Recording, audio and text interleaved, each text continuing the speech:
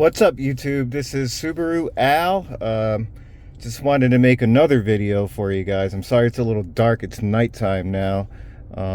But I figured since we're looking at this huge infotainment system that's nice and bright, I'd still be able to make this video and easy enough to understand and just answer a lot of questions that are very common here at the store and also online, and just people in general who currently own the new generation infotainment system, Subaru Gen 4 system, which is the 11.6 inch screen. Has a lot of new settings. This is for the 2022 and 2023 Subaru models with the Gen 4 system, and that relates to the Outback, the Legacy, and now the WRX. And there's different versions within that Gen 4 system too, so whether you have navigation or whether you don't. So basically I just decided to do it on this system with the navigation, just to kind of cover all bases. So anything than that would be different in the matter of a little bit step lower. Still the same size but with less features. So this is the one with all the features, basically, is what I'm trying to say. So without further ado, it's just a tutorial through the settings. Is what I'm doing, not through the entire system. This helps. I hope this helps with some tips and tricks on how to do certain things and just navigate through the settings. That's probably one of the biggest questions that we have. So this video is going to be a little long. So without further ado, let's start. So the first thing you want to do is when you're in your home page, and if you're not in your home page, just hit this button down here at the bottom and it'll bring you to the home page, which we're in right now. And you'll see the icon here. You just touch settings, and then you're going to have a top side menu right there. That menu, or I call it the top cross menu, a lot of people call it different things. But that will, once you go into settings, your next prompt will be to go to this screen, and then you're going to also see right here on the top, you're going to have general, which is what is highlighted. So if you notice, it's blue and the rest of them are white. It shows blue because that's the settings that we're in right now. So let's say I wanted to go to sound settings. You just touch sound, and then it'll bring up the basically your settings menu for sound. And then same thing for navigation, and then we'll hit that arrow button. Next page will phone, radio, and car. So let's just go under general. So as you can see, this is pretty self-explanatory. You have your clock, so you can change the clock. Your time settings, you can actually just put your time zone on auto, so it'll do it for you. For a lot of people who live in the Northeast, which actually is pretty soon, where you have to change the clocks back. You have you have the clock format, whether you want 24 hours to 12 hours. Most people keep the 12-hour system. Daylight saving times is on, and then your time zone you can pick, which is auto. You should do it by location.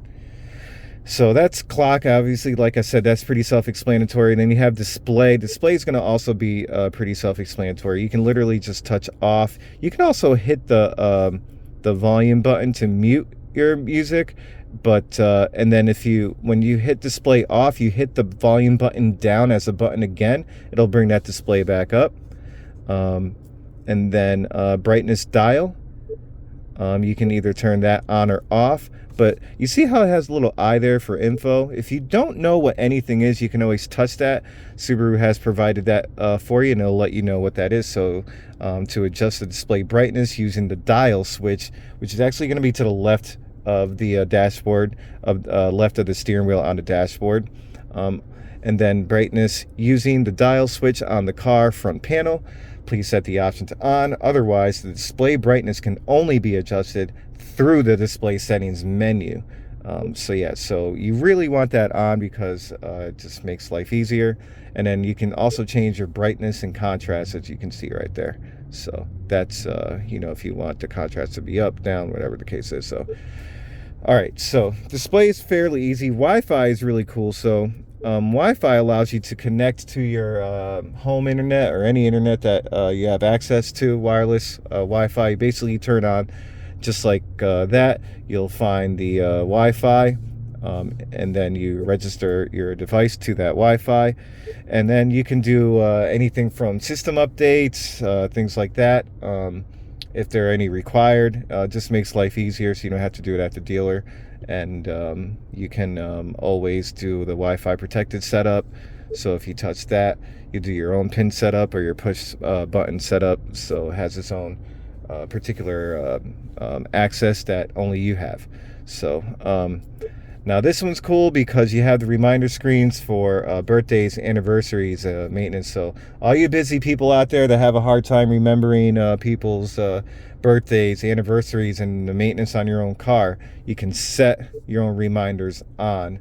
And being that it's in your own car and hopefully nobody's in there to see the reminder, then you'll be good to go, and you won't look like you don't care. All right, so now, so we got that. You also have a Wi-Fi hotspot. Wi-Fi hotspot's good if you want to, if you travel a lot and you need that hotspot in your car. You can subscribe to Wi-Fi hotspot and set yourself up. Once you turn that on, I believe it's through AT&T. You set up your plan and you're good to go. And then once you turn Wi-Fi hotspot on, it'll set you right up. And then so meter screen is how you want your gauges to display. So initial gauge movement, meter information screen. So basically you can do eco gauge, out template / clock, compass, or gas gauge. Most people keep it on the eco gauge or the gas gauge, and then it'll display what your fuel economy is or your fuel range is. So, and then you got climate control, customize climate button. You can do AC, max AC, auto, recirculation, which is pretty self-explanatory right there. You also have camera settings. So rear camera delay control. So if you actually turn that on, basically there's a slight delay from when you put it in reverse to putting it back into drive. The camera will still appear for a certain amount of seconds, and so just in case you need to really make sure that you're fully out of that spot safely, it's a good thing to do. Steering angle lines. So basically what that means is when you're in reverse, you see those predictive lines, how they kind of move left and right when I cut the wheel. So those you can turn on and off if you don't like those lines. Most people keep that on. So welcome screen is basically when you turn on the car, it'll welcome you, and once you set your profile up to the car, meaning your phone, your name, and things like that, it'll say hello Alan, or hello John, or hello Steve, or anything like that. So that's how that works. And then you can set up birthday lists, favorite widgets, anniversary lists. Not many people really go to that. Periodic rest notification. I would actually keep that on if you're a big commuter, especially if you're going on a road trip, just in case you are sleepy. At least you'll get that periodic rest notification to kind of wake you up, make you a little bit more aware, things like that. So it'll send you a notification to the car. Software update is nice to have if you're going to run a software update. I would put it on automatic download updates, and then when you're connected to a Wi-Fi, it'll automatically update your infotainment system. This right here is important to also know, the Subaru Starlink apps recovery. So Subaru, do you want to start recovery? This improves connectivity through Subaru Starlink apps by deleting data that is corrupted. To complete recovery, please also delete app data on your smartphone. So basically, you should really clear your data on your Starlink or My Subaru app, and then hit OK, and it'll clear the system. So that way, when you reopen your app, it'll start fresh when it connects to the system, and like it said right there, it'll delete any corrupted data. So it's nice just to clear the system once in a while. I always stress that to people. If their system's acting a little funny, or if there's lag or anything like that, or delays, that does actually make a difference for a lot of people. So there's a little tip right there. And another tip is, if you're not connected, or you're not connecting to the system via your phone, Bluetooth, Apple CarPlay, Android Auto, it's like your phone just literally, even though it shows that your Bluetooth is synced to the system, and it's not working no matter how hard you try, factory data reset is what you want to do. You'll just hit reset. It'll clear the system, kill all the bugs in the system, and then restart. And 99% of the time that works. You can sync your phone back up. All your Bluetooth, your Apple CarPlay, Android Auto will all start working again. So factory data reset is right under general. Please, that's another important thing to remember for all you Subaru owners out there. When something's not connecting, that's what you got to do. And also, as another tip, you want to turn your phone off completely, wait about 10-15 seconds, turn it back on after you do the factory data reset, and it should work. So system information just tells you what kind of system and what software version is up and running, and also the map version too. So free open source software information, that's just if you want to look at more software information and the company who runs the software. All right, so sound is pretty self-explanatory. You got audio, you got sound customization, so you have the equalizer for bass, mid, and treb. You have balance fader, which is really cool. You can kind of set whether you want the speakers even only one left front or right. You can have it completely in the center.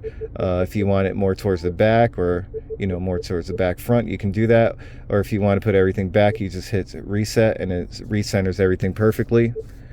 And then aux volume gain. So this when you have anything hooked up through the auxiliary right there, that's how you can do volume gain.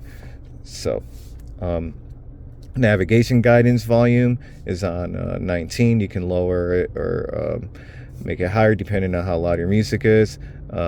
Beep sound setting, you can just turn that on and off. That's the little sound that you hear when I do that. When I touch something, it goes beep beep. If you notice that, that is how you turn that setting off if you don't want sound. And then beep sound volume, the sound of the beep, is how that works. So call volume is on 0, but even when you're in a call and you're talking to somebody, you can actually just put the volume up on your dial and it'll put the person's volume up. And then SMS ringtones, and so you guys know what that is, but that's what the ringtone it sounds like when you get either a text message or a call, things like that. And then readout volume as well. So if you receive a text message, you can actually have the car read it out loud to you. Has its own separate volume for that too. And then voice volume, so your voice volume is the voice volume of the system when it speaks back to you. I'm sorry, not that. When somebody calls you through the Bluetooth. So that's what that is right there. The navigation, as you can see, you have the automatic zoom right here towards the bottom. I know a lot of people like that. That's that kind of pinch screen like you do on your map on your phone. You can go to show on map, and then let's just let that load. And the nice part is you can show point of interest, just certain things that you want, like access gateway, adventure sports venues, just things that you're probably going to be interested in looking to see what's around you, like restaurants and stuff. You can just kind of show those points of interest while the map is displayed when you're driving in navigation mode. Show along routes, arrival distance times, freeway exits, all that stuff you can all set. And then you can do avoid, just like any other navigation system. Traffic warning tone, I usually recommend keeping that on, and then that lets you know the version of the map updates and whether you have the latest version or not. We're going to cross over to phone, So phone is pretty self-explanatory as well. You got managed devices, no registered devices, obviously, because it's a new car. But when you do, you can sync up to several. I think it's about 5 different phones, and then you'll be able to set profiles. You'll be able to go to phone book, recent calls, messages, Apple CarPlay, Android Auto through those phones, and then you'll be able to automatically connect. So if you have any questions on how any of this stuff specifically works, please just leave a comment, and I will make another video for you guys in any of that stuff. So please make sure you just let me know. All right.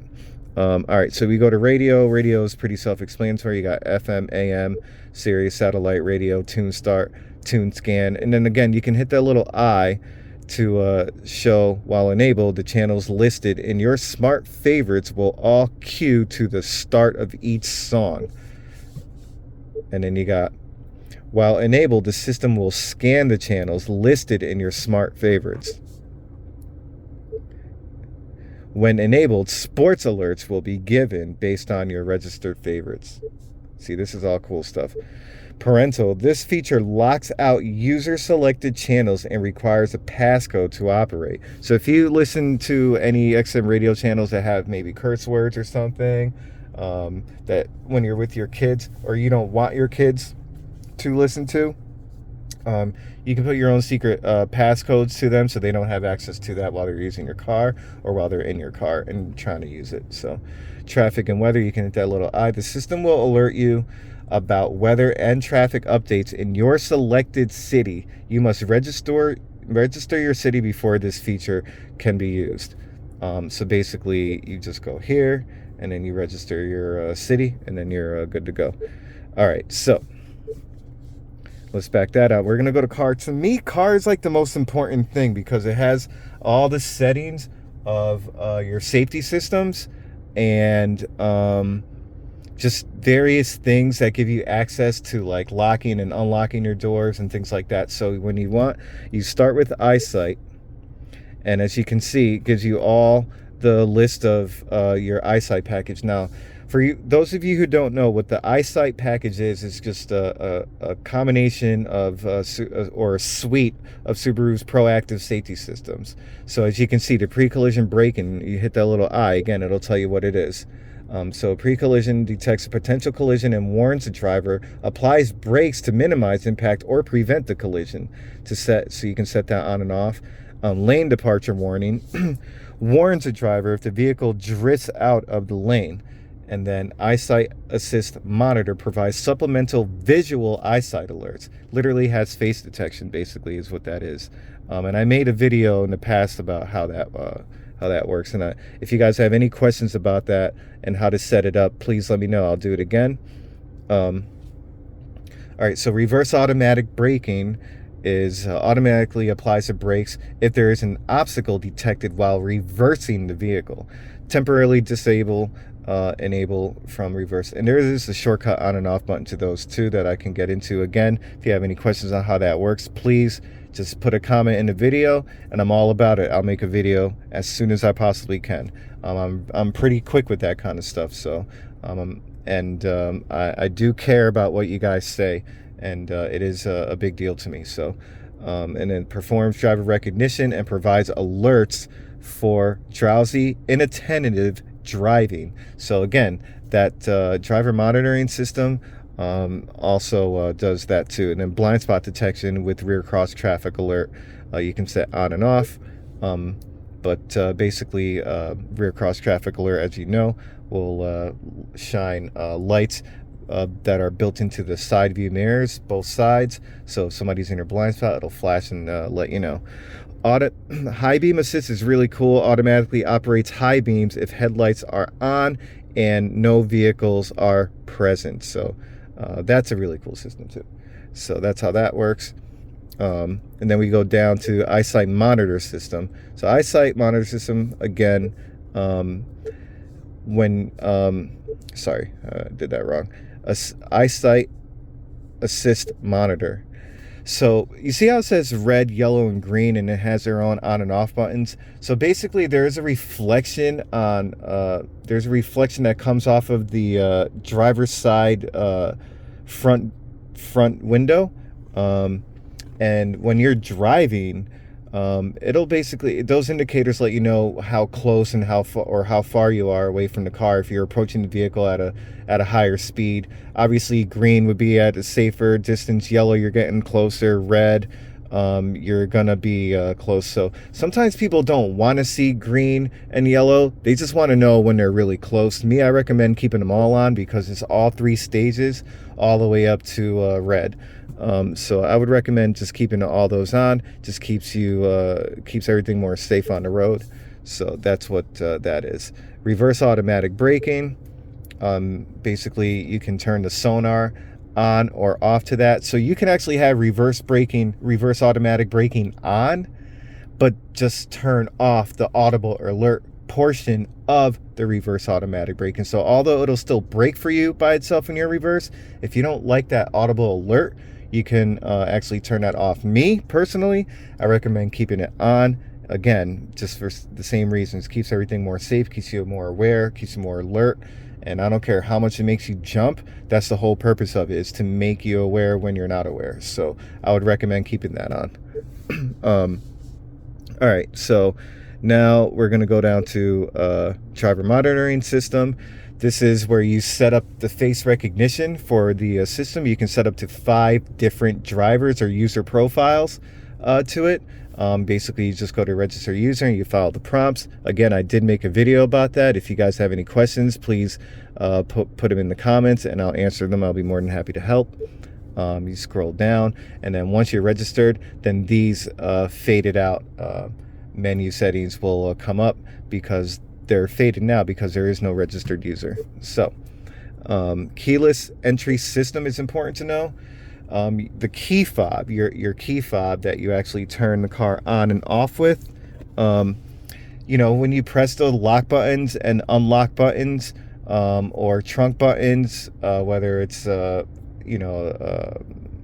legacy or something with a hatch or anything, you know how it beeps when you hit the lock button? Well, if let's say you live in condominiums or whatever the case is, and you want to kind of keep the noise level down because you don't want to be too loud when you get home, you can actually turn that off in respects to your neighbors, or if you just want to be a little bit more discreet. So hazard warning flashers you can turn off too. Driver lock, door lock, you can do driver only, or when you hit the unlock button on your key fob, or when you put your hand on the door handle to unlock the doors, you can make sure that all the doors unlock too. I like all, but some people don't feel safe with that, then do driver door only. It's defaulted to driver door only. So welcome lighting is nice to know. Auto light sensors too as well, but approaching time 30 seconds, leave time 30 seconds, and then excuse me, I'm sorry, welcome lighting, and then auto light sensors. So auto light sensors I would keep on mid for sensitivity. That's the perfect range. And then it also has the wiper link, so when it's raining the headlights will automatically turn on. Auto door lock / lock. So when you turn your car on and you put it into gear, like reverse, well, right now it's set to speed, so it'll lock after a certain amount of speed. I believe it's about 5 miles an hour or 10 miles an hour. If not, you can just most people, I recommend just putting it right into shift. So as soon as you put it into reverse or drive, it locks immediately, your doors. And then you can do the same thing. You can do the same thing for unlock as well. So put it right into gear and it'll unlock for you when you put it in park. So rear seat reminder should always stay on. That's just in case you have children or pets in the back. When you turn off your car, there'll be a rear seat reminder notification through the center infotainment over here. And then you have auto stop start. You can turn that off, but that's the shortcut button right there. That's where the engine stops when you're at a complete stop, just to save on gas. And then BSD or RCTA, that's blind spot detection with rear cross traffic alert. You can turn that on or off. And then you got the steering responsive headlights, which I love, by the way. They're awesome. And so when you turn your headlights on, or I'm sorry, when you turn the headlights on and then you steer left or right, the headlights move left and right too. You can turn that feature off. I don't know why you would, but it's there if you don't want it on. And warning volume, I actually like it to be maxed out. But you know, especially for people who may be hearing impaired, you really want that as loud as you can. And then units you can change to either as you can see, kilometers, liters, things like that. But we're using the US measurement system because this is a car in the US, but you can change it if you prefer otherwise. So that right there, again, that's just your settings. I really just wanted to try to be as quick as possible because I knew it was going to be a long video. I'm sorry, but you know, there's other, I could get more into detail on how things work within those settings. So that's why I made this video, because I want you to put in the comments of anything that we spoke about within the settings. Is there anything specific that you want to know how it works a little bit better or more into detail? Again, please put it in the comments. If you found this video at all helpful, please hit a like and you know, make a comment. And again, that's what I'm here for you guys. I'll do my best to answer all your questions, and I just really appreciate your support. Been getting a lot of views lately, and it is a big deal to me. It means more to you than you think, and I'm just, you know, trying to help everyone, and by that you're also helping me too. So again, thank you very much, and have a good day, and I hope everyone is doing good. And again, if you have any questions, please let me know in the comments. Take care, y'all. Thank you.